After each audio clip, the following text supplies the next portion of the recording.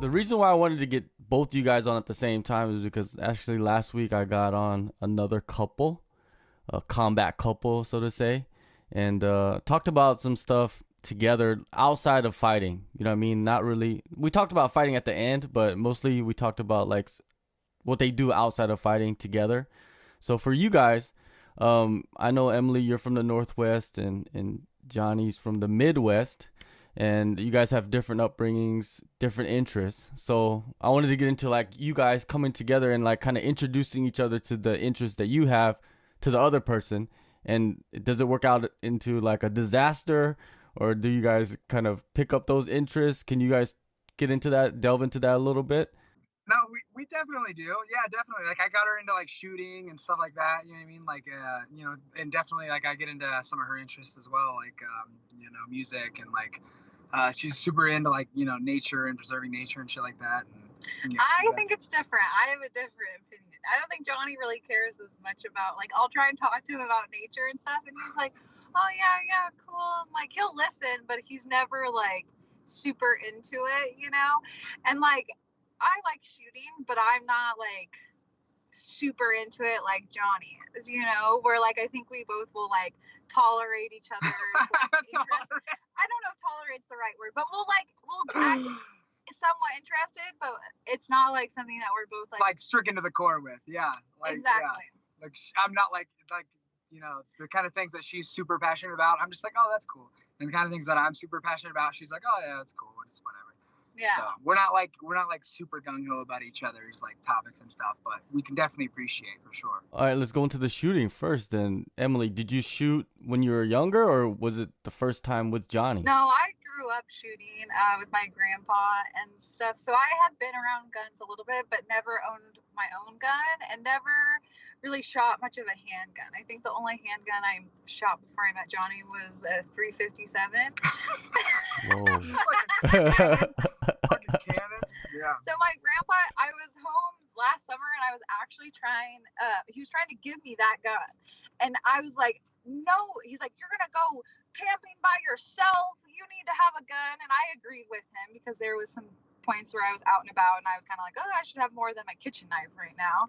And so Johnny, I was really lucky to have him show me how, and like he bought me my first handgun, and like I felt really lucky to like have somebody be able to like teach me that I like did mind being close to me and like things like that. But yeah, it's been good learning. But he, now that the coronavirus is going on and everything, he's like stockpiled on ammo and bought all these new guns. And Nobody rat me out.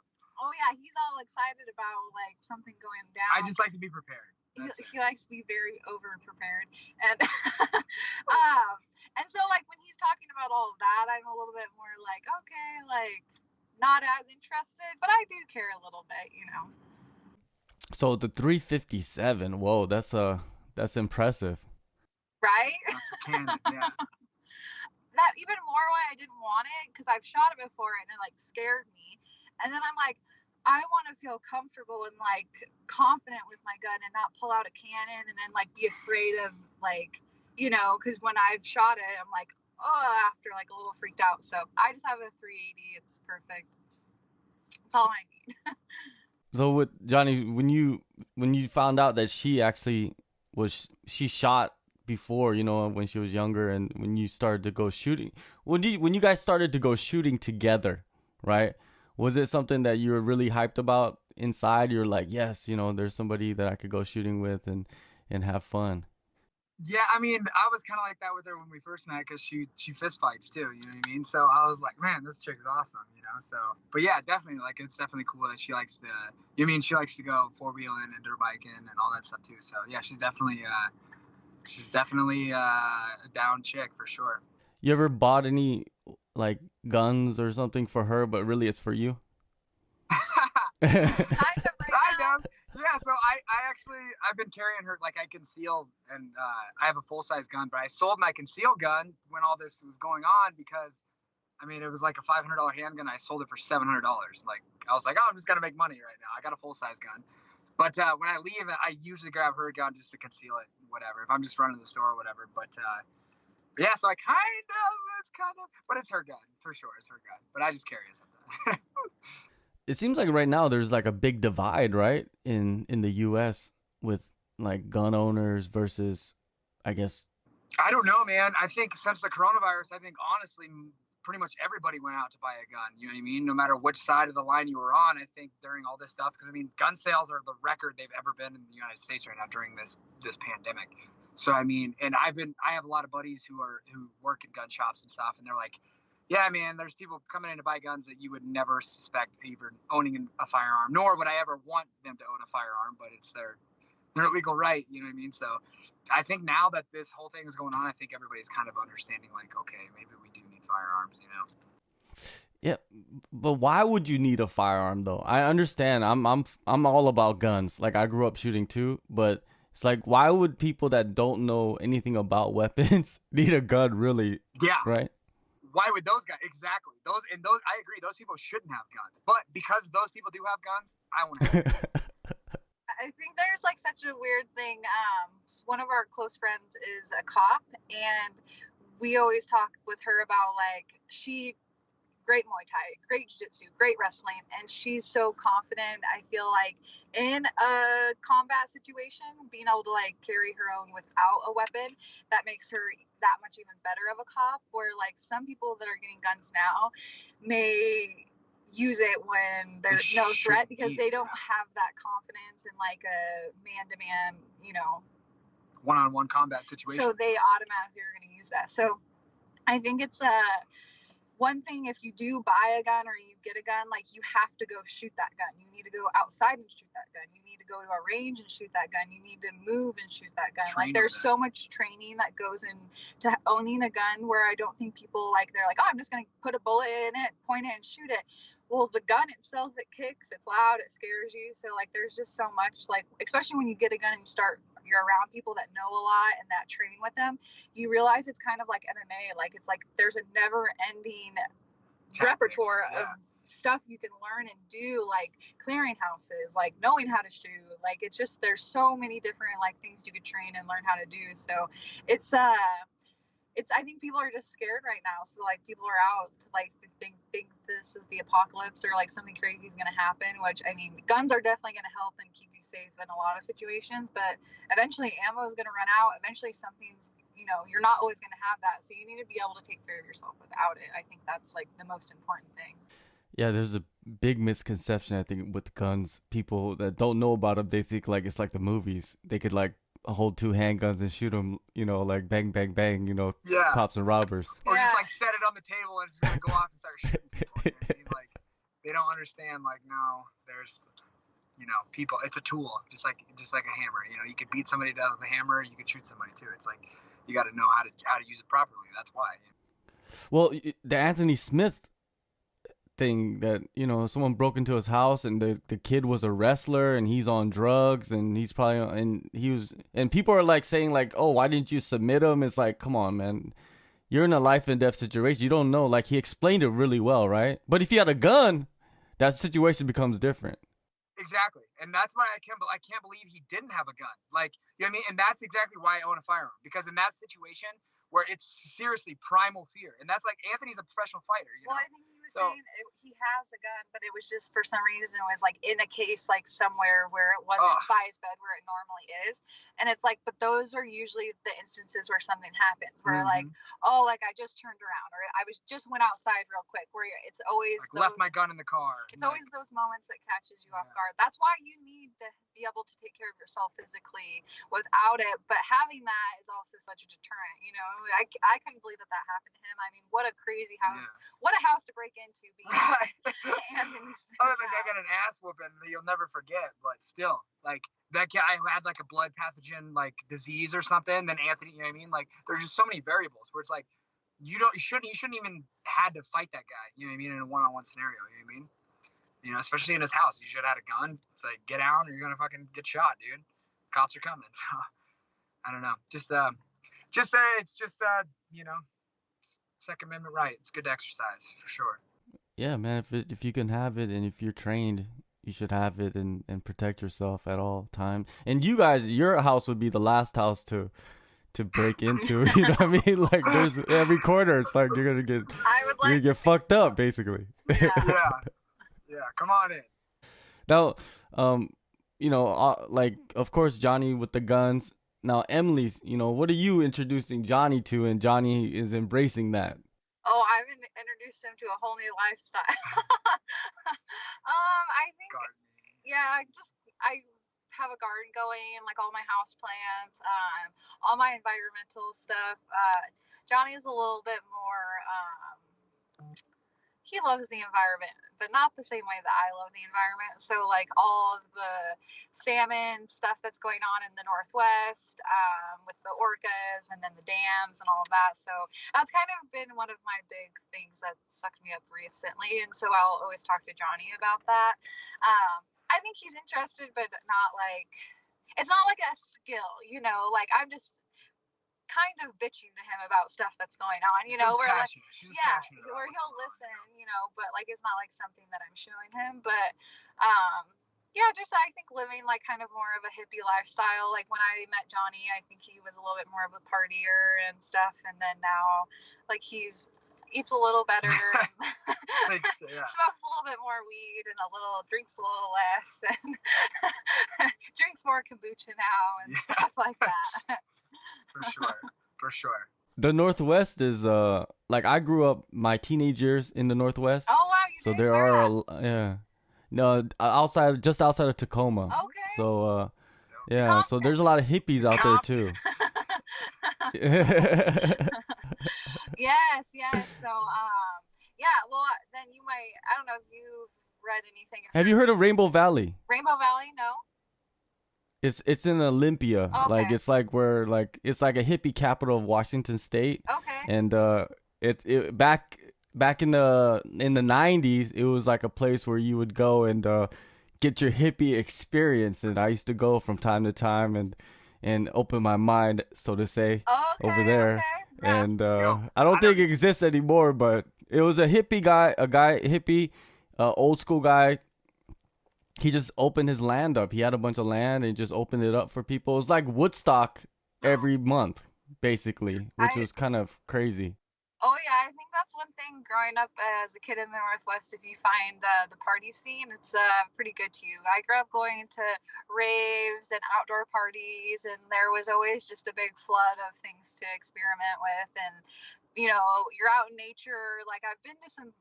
I look back and I'm like, if I were to try and explain these parties, like if you were trying to explain Rainbow Valley to somebody, they'd be like, you're a liar. But like, I don't think people understand how crazy it could be growing up in the Northwest. Like there's so much possibility and so much stuff there to do. Yeah, I'm glad that you grew up there. I didn't know that. Yeah, it's a trip. Like when you go there, you see all kinds of people. It's not even just hippies, because people hear about it and then they're like, oh, I gotta go experience that. Then you see like seriously, like gangsters are there, like hanging out, partying, and it's like dirt road, like dirt areas, grass. There's like a little lake on the side, but there's like gangsters there walking around, tripping out, and there's like naked people everywhere, and it's like all these worlds combining together. That's exactly how like the raves were. Like you would literally have like your weird naked hippies, and then you had like your gangster kids that were there probably like making money, and then you had like your regular like high school kids that like obviously were there with their parents' money, and like it was always such a weird group of people, but they were all there on the same wavelength, channeling something and enjoying it. It's same experience. When you guys talk to each other about like your upbringing, does it interest each other? I know you guys have your differences, so. Well, I think we have a lot of similarities in the way we grew up, just because Portland is obviously like really like hippie and like more business, but then the outskirts are very country. And so I did grow up, around like dirt bikes and horses and shooting and, kind of a country lifestyle. And Johnny, being from Iowa, comes from a more country lifestyle. So I think that we actually like come from a lot more similar background than people would think, being from like Iowa and Oregon. There are still like a lot of similarities.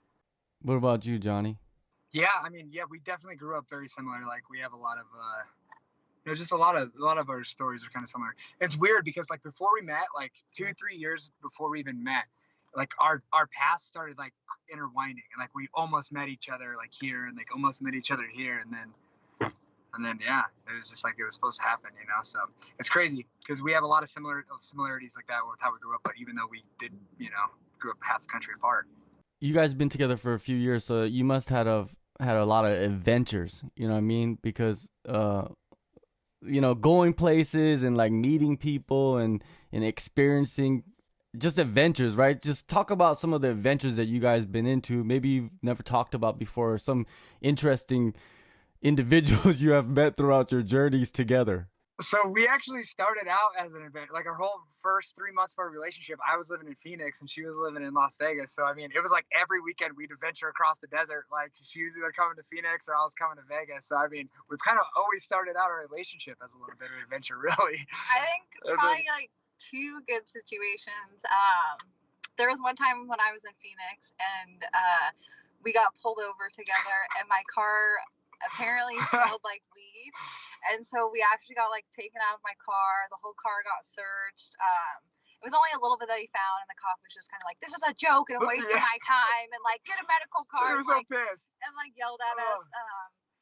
And then there was another time when we were actually driving to the Pacific Northwest, and like, so we stayed in a small town in Northern California called Susanville. It's like a couple hours north of Reno, and we're like starting to drive up this mountain, and these are all like, this is the back road, like rural area, like when you get up into Oregon, you know, like where you're down south where it's a lot more barren. And so we're like leaving Susanville, and we go up this big beautiful road, and like there's still snow like everywhere but not on the road, and it's just like looks like you can reach out and like touch the sky. And like we had a roadie and like smoking a joint, like just having a Daniel time, and I was like, okay, I gotta pee.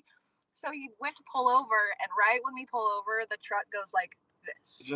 And we were like right away we knew like we were fucked. So it looked like asphalt that we were pulling off to, but it wasn't. It was all dirt. But since they put gravel on the roads, when it's slick, all the gravel gets pushed over to the side. So this was not a gravel area, that like a turnoff. This was actually just dirt. And so the truck just sunk straight down. And it was, we both knew growing up riding and like floor buying, like we're stuck. And like Johnny tried to get it out, but it just got worse. And before that, we hadn't seen a car probably for like an hour. And then I'm not even 10 minutes of us being stuck, we see a truck come over, and we were just like, it took a couple trucks to finally get us out. But again, like it could have been so much worse. We could have not seen anyone for another hour like we did. I think it was like a Sunday morning too. So like nothing was open. No one was coming to save us, you know? So that was definitely an adventure. That was a good one. And then we drove down the 101 from Oregon back to Las Vegas. That was pretty fucking neat too. We've had a lot of good adventures, actually. We've had quite a few. Yeah. You were in the Midwest and like in Arizona for a while, and the terrain is completely different from the Northwest, right? So when you got up there to Northwest with her, was that the first time actually going up there and experiencing the mountains out there in the forest? Yeah. Oh yeah, for sure. For sure it was. And yeah, there's no place in the world like it. I mean, it's kind of reminded me of like going back in time and like back when like the dinosaurs kind of walked the earth. That's kind of what it looked like. He got super spoiled. So I'm lucky enough where I had friends and family that lived up the Columbia Gorge, and then my friends live on the coast. And so I've been all over the most beautiful parts. And so he got to go to Newport, Oregon, and spend some time where my friend's house was literally like a house away from the ocean and off this beautiful cliff, like literally like picture book. And so he got to explore like beautiful coastline. And then my grandparents lived in the gorge, and so then he got to go up the gorge with me and my cousin and her husband. And so he got to see like the best of the best, you know. So he got spoiled for a Pacific Northwest trip. It was really, yeah, it was really. I was really excited to show him because it's really like nowhere else in the world, you know. I follow a lot of the Instagram people that travel and do pictures and stuff, and they always post a lot of the Pacific Northwest. And so it's like, you know, when people are traveling all over the world, and that's still one of the main things they post, you know, it's special. Oh, definitely beautiful area. when if Sasquatch is out there, you know it's a beautiful place. That's where he's at. Yeah, for sure. That's I saw he's there. He's chilling out there. Now hiking, of course, even in the desert, in the mountains, what were some of the good spots? Have you ever been in danger out there in the mountain? Because in the Northwest, you could get lost and really get lost. I don't think we went on any crazy hikes when we were back. No. There's a spot we like to go to here, the Gold Strike Hot Springs. So the first time we hiked down them,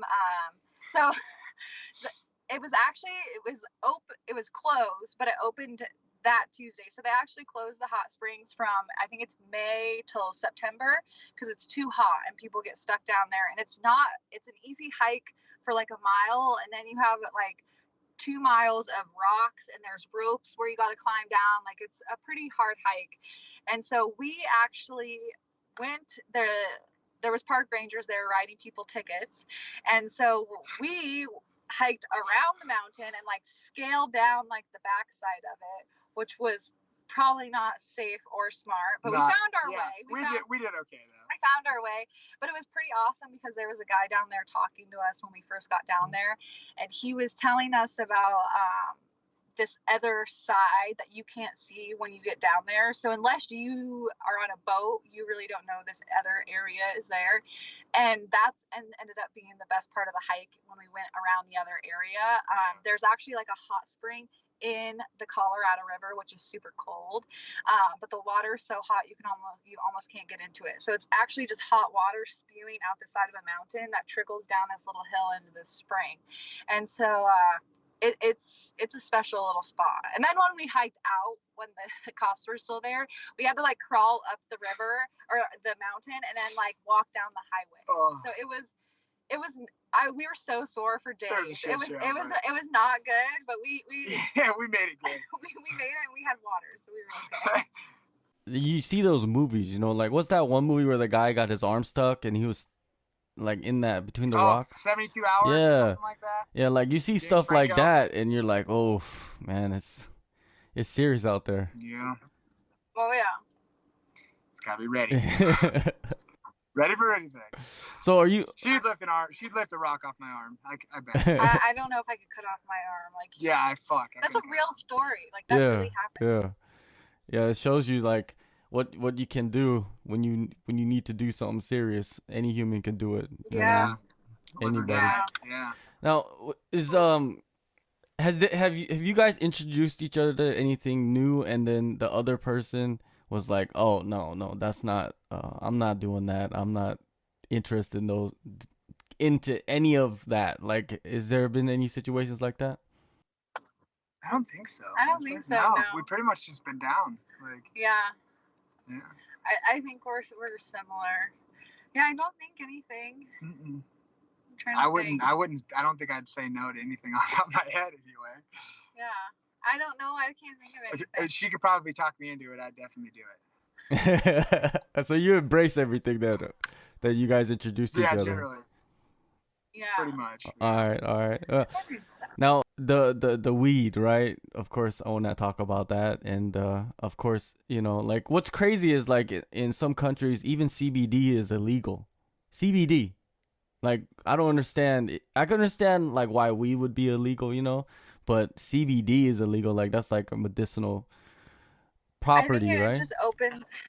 It is, but I think to get the CBD, you have to grow the plant, and so I think that's like their thing is it's harder to regulate if people are actually just growing like hemp derived CBD, or if they're actually growing cannabis. So I think that's like what the countries are probably thinking. I just think the fact that it's been illegal anywhere at all is just, it's really insane.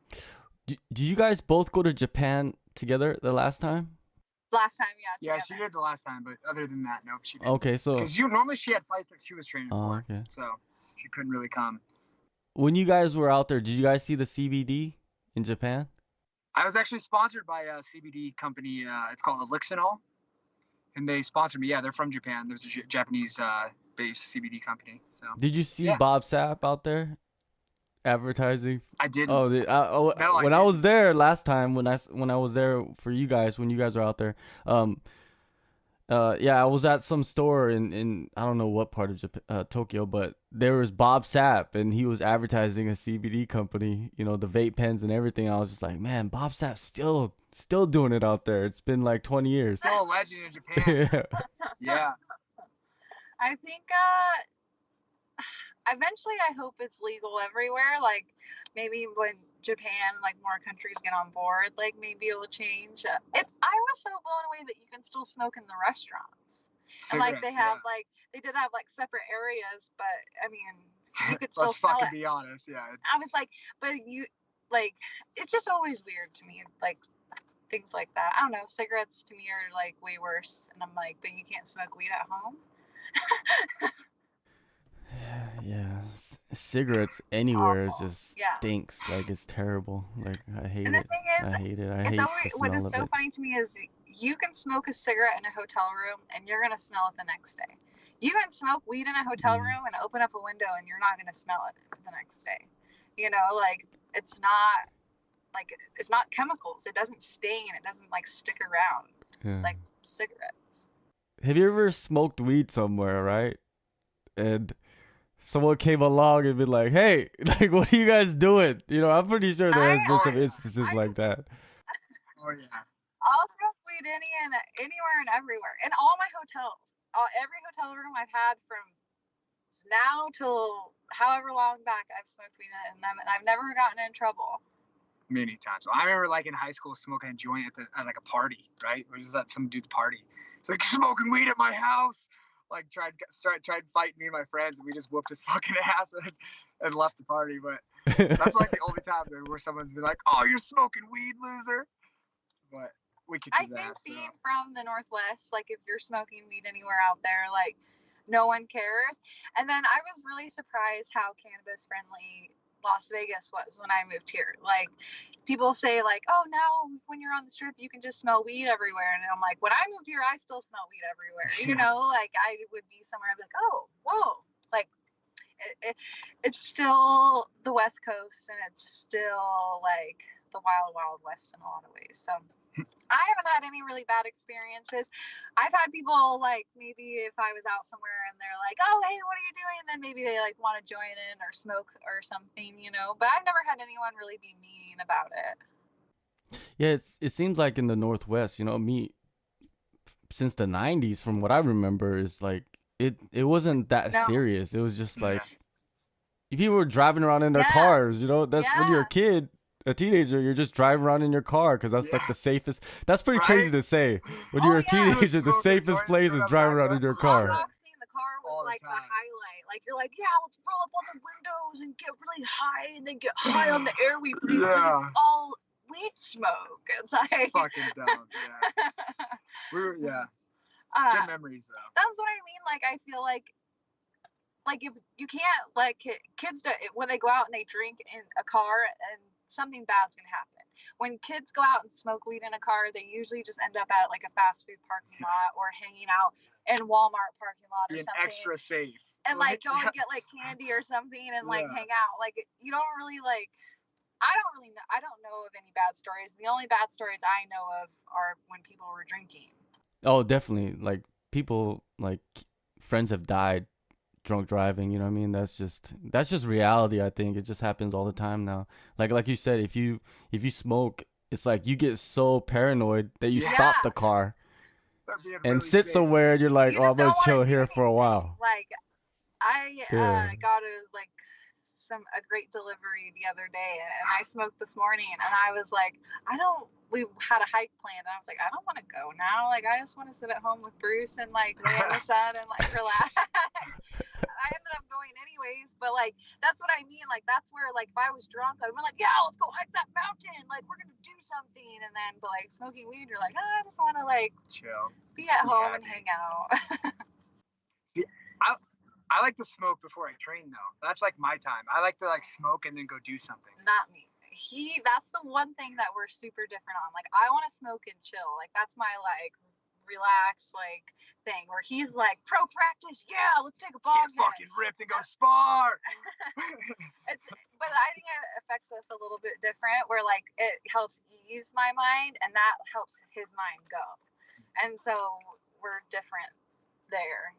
Like when you guys like with the edibles, right? Like I've noticed myself when I was young eating it and then watching movies or watching like a documentary, it magnifies everything. Like you soak it in a different way. You know, like more powerful. Before and after. Have you ever watched something like on edibles and then watched it like sober and you're like, this is a totally different experience here. Like it's another movie.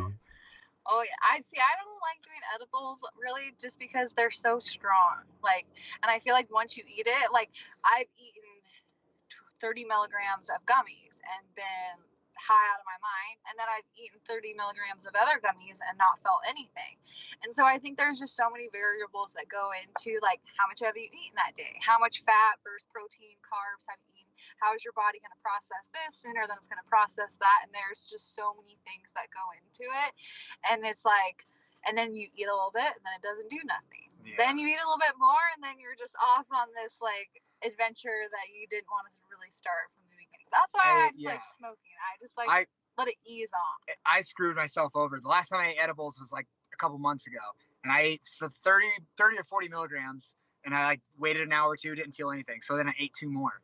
So it was like 60 milligrams. And then I had to go coach a class, right? So I was coaching. It's like halfway through the class, and I was showing a move, and I go to stand up, and I'm just like, oh, fuck. Like, my mouth got so cottonmouth like instantly, and like it was bad. She was there too. I was there, and when he kept popping them out and eating them, and I was like, "How many have you eaten?" They're not working. And then I was just kind of like, "Well, have fun." Like I knew what was gonna happen, and then we go to the gym, and then he's coaching, and then I was doing one of my runs, and then I get off the treadmill and I look over at Johnny and his eyes are like this big, and I was just like, oh my god. I was like, they did it to him. Oh shit, it got scary high there for a second.